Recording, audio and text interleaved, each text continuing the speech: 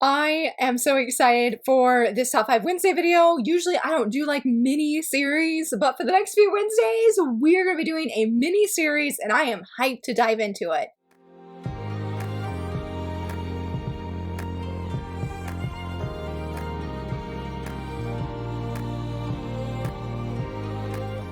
Hello friends, happy Wednesday, so very excited that you're here. I was about to say welcome to the first Top 5 Wednesday, but no, it wasn't. I had one last week, but it feels, because I think I scheduled in, or like on my calendar, I wrote this to be my first video, but then as I said, well, in a previous video of sorts, that I talked to Patreon and channel members, they voted because I asked them which video should I do next. At that time, it was between my December reading wrap up, which is coming Friday, and then my favorite book of the year, or favorite manga of the year, which I did last week. Ramble aside, I thought it would be confusing to kick off this video before my top 12 books of 2024 because I didn't want any confusion to happen because these, I feel, okay, so pause. The video series I was going to do was the top 5 best debuts of 2024 from a specific publisher. So today we're going to be talking about VIZ Media / Shojo and what I personally felt were their strongest and best debuts of last year. That doesn't mean it's necessarily like in my top 12, though one of my picks is, but I feel these are the strongest releases that came for brand new series kicking off from VIZ Press / Shojo. And not all of them are Shojo, but of course, since that's mainly what I read, yes, at least 4 of them are. Well, 4 of them are, not at least. 4 of them for sure are. Let's go ahead and dive right in. I'm just gonna do how the top of my stack here is. And I was sort of struggling with this one. They're in no certain order, by the way. I would say Twisted Wonderland. I have the manga here, which is based off of Riddlestorm. I also have the anthology, book 1, book 2 should be here by the time this video is live. And then last but not least, I also have the art book. And I honestly don't know which of these I would say is their best debut. Originally, I was going to go with the manga because I really felt like it brought the game to life. I love the game. I am currently catching up on chapter 7 and it has been pretty heart-wrenching, but I know with the latest update, because I didn't play the one beforehand, because anyway, just life got, or time got away from me, I should say, that I'm going to stop, because there's Idia and Ortho, and I've already seen a spoiler, and I'm like, my heart is not ready. But going back to the manga, I feel like it just really, all the strengths of the game, and not that I would say like there's weaknesses of the game, but I really feel like the things I loved, or things I didn't notice, were so prominent in a really action-packed, engaging way that I'm like, wow, the story was already good, but I didn't realize how engaging it was. So I felt like I fell all over again, like head over heels for the story all over again, reading the manga. When it came to the anthology, I just loved having a bunch of little short stories about a variety of characters from a variety of artists on these characters that I love. It was so fun to read and I laughed a lot. There are some heartfelt ones, so I didn't laugh with every single chapter, but the art was fantastic and I really felt like each artist really stuck to the heart of the character and I didn't feel like they just sort of took the character out and put their own ideas about that character or what they wanted to see. No, it never felt like that. So I really enjoyed this as well. And of course with the art book, this was just such a huge win. I feel like for Twisted Wonderland fans, it was so beautifully done. I cannot even show you because it's just so big, but it was beautiful and stunning. And I was like, it's sort of like the art book doesn't count because it's not a series. I mean, yes, it's a debut, but it's not a like ongoing series the same way that these two are. But I do think, yes, 2024 was the year of Twisted Wonderland, I feel like, for English readers for sure, because we had this Twisted Wonderland series, we got the anthology, we got the art book, we got news of the anime, which was for everybody, and then we also got Savannah Claw and Azul's Dorm. We also got licenses for those. So 2024 just felt like the year of Twisted Wonderland, and I knew for like best debuts, I really felt like just anything that we got of Twisted Wonderland from VIZ Media. Though, you know, saying that, I don't know if Volume 1 came out in 2024. I feel like Volumes 3 and 4, but I don't remember if Volume 1 actually came out in 2024, if it came out in 2023. My bad for not double checking that. If not, then we'll just say the anthology, because the anthology definitely did. But yeah, 2024, Twisted Wonderland, and I'm just gonna say Twisted Wonderland in general for best debuts from VIZ Media. For number 2, I definitely have something more concrete here, and not saying how indecisive I am for what specific manga. For number 2, I'm saying In the Name of the Mermaid Princess. This series has surprised me so very much. When you see the cover art here, and for any of the volumes right here, it looks so happy and upbeat and bright and very colorful and just very, very pretty to look at, honestly. And yes, that is 100% true that it is, but there is an unexpected heart and depth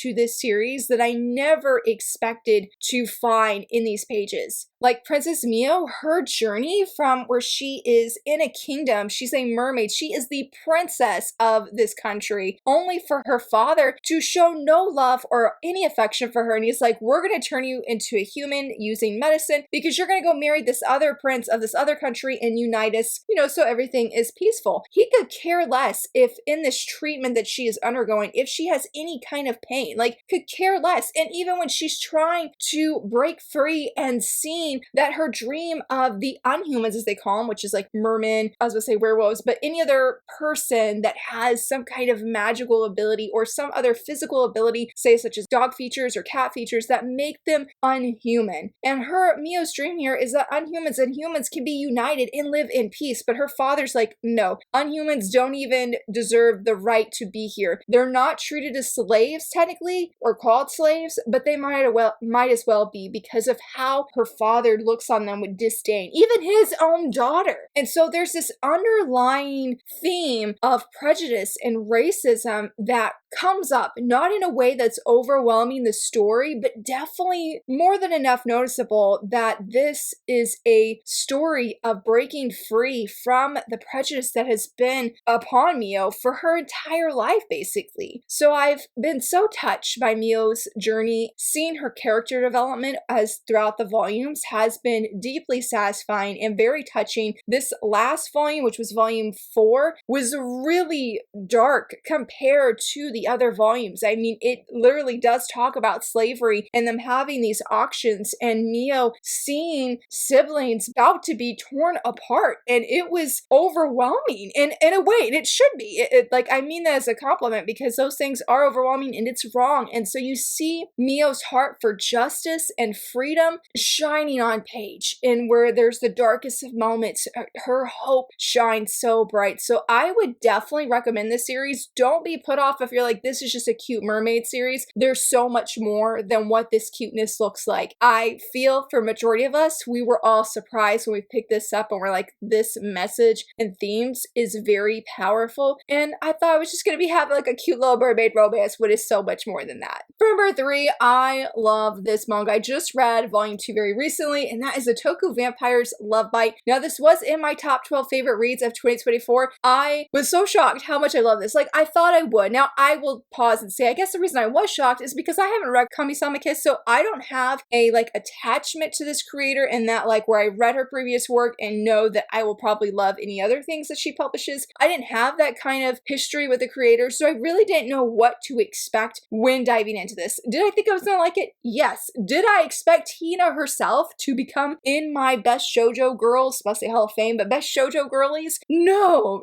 I didn't. But that's what made this series, this volume specifically, and volume 2, yes, but we're talking about volume 1. But what made it so special is Hina is such a relatable heroine. Yes, she's a vampire, but I feel like in a way she lives out that otaku dream of moving to Japan so you can go to like all the events, buy all the merch of your fave. And Hina just happens to meet her neighbor who looks just like her fave, but he has the opposite personality. I wouldn't say nasty personality. He is very Tundra-like. I mean, I liked him in this volume, but I also liked him in volume 2 a lot. But it has just been so much fun to follow Hina and see this vampire, because I forgot to say that she's not a human girl, she's a vampire, and that's why it was sort of like odd that this vampire is moving to Japan for her faves, and her dad's like, what are you gonna do? And not only that, she's very conscious. She's not, or self-aware, I should say. She's not gonna go out there and go suck the blood of humans. She's like, no, I drink blood bags only. And so I have loved it so much. It is such a fun series and very engaging. And volume 2 had me feeling some feels when it comes to the otaku community and how this one certain character acted. Like, how dare you, buddy? And seeing Hina's reaction was wonderful. And I felt so seen because I'm like, Hina, yes, I'd be acting the same way if I was in your shoes right now. So she is a lot of fun. She's very powerful for a vampire, but she's also very down to earth, and that relatability of doing whatever you can for your faves, getting that merch. And I do love how with these two, their relationship of like, he has no interest in merch, period. Nada. But yet he is always pulling her favorite characters for her. Like when they go to events or they went to like a lunch or something, a special event at that cafe, I mean, and he's getting these faves and she's like, oh my goodness, can you come with me to all the places? So it's great. In the romance, I'm loving it. I'm usually not a fan of Tundra characters, but I am thriving in this series and again in this volume. I love this setup and how everything is unfolding, and really I could see future volumes being in my favorite for 2025. I mean, that's just how much I've loved it, and I continue, or at least I know I will continue to deeply love it. So I would recommend this if you're looking for a relatable heroine who is a lot of fun, loves her favorite characters, and will do anything she can to get that merch. That's also that Tundra-like relationship and seeing a slow burn romance unfold. It's very wonderful, and I would definitely recommend it. Number 4, this list would not be complete if I didn't say Magical Girl Dandelion. This is a digital manga right now. We have 7 chapters, well 7.1 if you include the 5 mini bonus chapters in the latest update, which we talked about on Monday. Those chapters, or we're just gonna call that one big one. So we have 7.1 chapters, and it has been amazing. I have voiced before, I haven't honestly read a lot of Magical Girl manga. The only one I can actively say that I've read is Magic Knight Ray Earth, and I love that series. It was amazing, but despite that I grew up watching Sailor Moon, and that is my gateway into anime, I've actually never read it as an adult or as a kid. Oh, I read like volume 7 as a kid, and out of context, had no idea what was going on. It was my first time ever being exposed to manga. I feel like that doesn't technically count, but I feel like some of the ideas that I had, because I grew up with Sailor Moon, and then seeing like Precure and Tokyo Mew Mew and maybe even Shugo Chara, I feel like how it is presented from the community, that these are really upbeat and girly stories. Nothing wrong with that. I don't mean that as a diss or anything, but I feel like that is what I associate what magical girls are. Now, I have been told that there are dark magical girls and that there's death and other things that happen, but I haven't seen those, okay? So it was very interesting to me, and I do feel like Magic Knight Ray Earth has a good balance, and I think that's honestly why I was really surprised when I started Magical Girl Dandelion, because it was so immersive, and I'm like, this is not the sparkly and bubbly story that I was expecting when I came in. There's so much heart, and I love how we have this bad guy and this magical girl combining and teaming up and asking the question, why is the bad guy bad, so to speak? Maybe that's not the right word to say that. Maybe the ultimate question is, why can't the magical girls and the bad guys actually work together to take out the ultimate bad guys? Because Shade in this story is a fiend. He is just shadow, while we have our main girl who is a magical girl, and that's like her dream, is to become this magical girl, but she's like, I'm not gonna give up this dream, or I'm not gonna go for this dream at the like cost of losing my friendship with Shade. She's like, I want to be a magical girl, and I'm gonna still continue to be friends with Shade, which causes problems in the future, because obviously there's magical girls who do not agree with her line of thinking, and there's also bad guys who are like, why in the world are you working with a magical girl? So I really love how the story is presented in that way, and have just been completely mind blown how every chapter, because it's the only manga that I'm reading right now, well, not the only one, it's my 3rd one, but I feel that it's one of the very few manga that I am eagerly always looking forward to a new update. And if I had any worry of like, I'm gonna forget what happened in the past or like what I read before, no, like each chapter just completely wraps around me, but I'll be feeling like a high of like, yes, she's looking awesome, they're kicking butt, to like, oh my goodness, I'm about to start sobbing at my computer right now. And I've just been so blown away of how emotional this journey has been. I would highly recommend this manga as well if you are looking for a different kind of magical girl. If you're like me and you grew up with Sailor Moon, or you feel like Sailor Moon is what the magical girl genre is, I very much feel like Magical Girl Dandelion is going to present and show something different in the most exciting way, not bashing Sailor Moon, because that is the GOAT, I feel like, for me personally, even if I haven't read it. Again, there's something different about Magical Girl Dandelion that I really feel is going to speak to people who love magical girls, who have never even read or watched a magical girl story at all. So give it a try, especially if you love the idea of a magical girl or good guy and a bad guy teaming teaming up, working together to take down these ultimate villains. It is so very good. And last but not least, for number 5, I am saying Colette decides to die. This story surprised me, just like Magical Girl Dandelion, but I honestly feel like I was even more surprised when it comes to Colette because I know that it's been hyped up by like Colleen at Colleen Manga Rex, and I've seen a few other people say it's really great, but I really didn't know what I was getting into when it comes to this story outside of knowing that Colette here is an apothecary basically, and that she falls down a well, she meets Hades, and he is a workaholic just like her, and I thought like, well, maybe this could be like sort of a romance, but there's so much more to it in the beginning. Am I wanting a romance? Definitely, yes. But you see how Colette grows as an individual who has struggles, who has problems, and I guess honestly it was slightly triggered at the beginning because she's questioning why is she working so hard? Why is she doing this and doing that? And if maybe she just fell down the well, that life would be over and it'd be okay. And I was like, hello, didn't expect that. It's not graphic, but it was just the idea, what feels like an upbeat and bright kind of story because of this cover shows there's a lot more emotion that's happening behind the image of Colette than I ever realized. And it's her story of her transforming as an individual, as her seeing the beauty in life. And it was interesting because I definitely don't associate death as a good thing, but yet Hades here is conveying something else through this story and how you should live your life to the fullest with no kind of regrets. When I was reading this 2-volume book, I guess you would say, I took so many pictures of lines that spoke to me, and there were so many moments where I would read something and I would just sit there on my couch with tears in my eyes because I'm like, that is very heartfelt, and this feels like such an encouraging story to readers where, again, I'm wanting that romance, but it's almost like I'm coming here to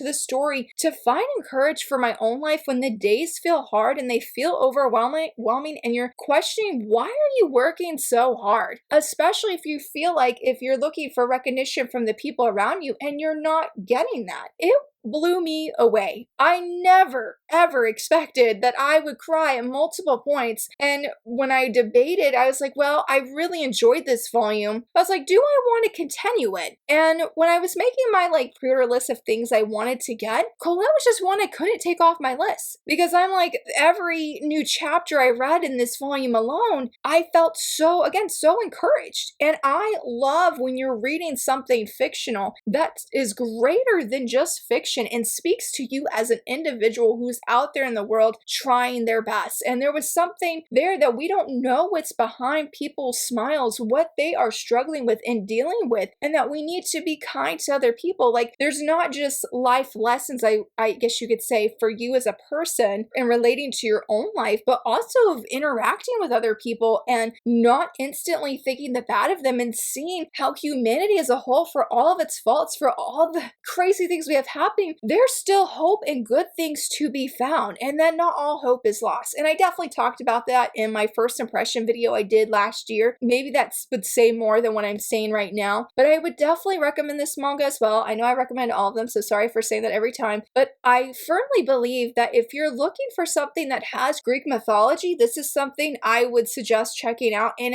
again, if you're looking for something where it's at the end of the day and you're like, I want to read something, and you want to read, yes, maybe something light and fluffy, but you need some encouragement, Colette Decides to Die is one I would honestly say go to this first, because it's not a heavy story, say the same way Queen's Quality is, which I would love and recommend. But if you're having a rough day and you're not in the like best of mental places, that's not the thing I would suggest picking up first. Colette would be the first thing to pick up first, and that is just every time I've looked at this volume, that's what I've just thought, that I want to keep reading this series because I feel like after I read it, something's going to change in me to help me view myself or the world differently. And what a powerful experience to have when you're reading something that, when you look at this, looks like a fun romantic story or just a fun and bright story. And it is. It has humor. It has heart. But don't be deceived that you're going to feel some emotions, because every person I've talked to has said that they have cried when reading. And that's not a bad thing. And again, it's just an awareness and saying you're doing a good job.